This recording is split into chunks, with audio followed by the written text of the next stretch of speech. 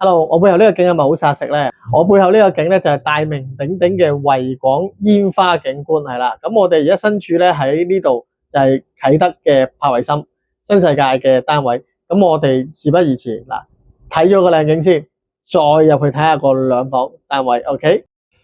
咁呢個兩房咧係實用385尺嘅兩房單位啦。咁一入到嚟單位入邊咧就會有一個櫥櫃套裝嘅位置啦。咁啊，基本雪櫃啊嗰啲都一應俱全。咁啊，兩房單位呢個單位頭先講咗啟德嘅單位兩房。咁啊，景觀咧喺呢個完全嘅維港煙花景係啦。再去望多次個景線，真係好靚好迷人啊！咁前面下面呢個 area 咧，就會將來會喺呢個綠色運輸交通系統嘅車廠位置。兩邊廳嘅設計係客飯廳都分明啦。咁新世界有啲專利嘅例如燈掣啦，嗰啲都有埋喺度嘅。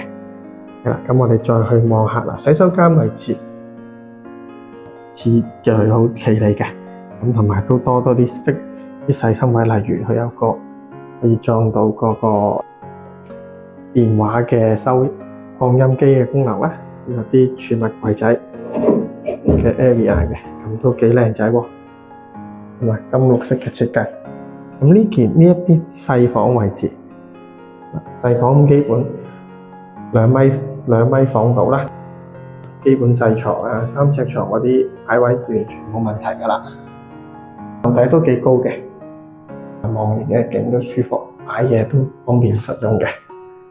啲掣你連啲門鎖都靚啲，入到嚟主人房位置係啦，咁啊基本6尺床夠擺㗎啦。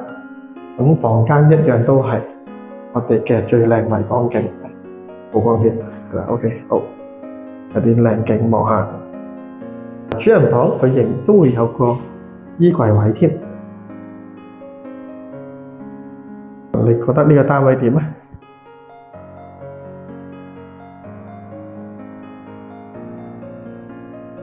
望下個全景先。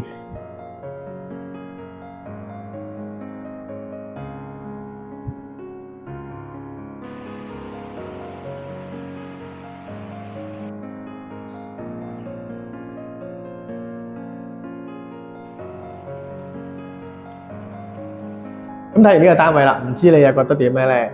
評論區話我知啊！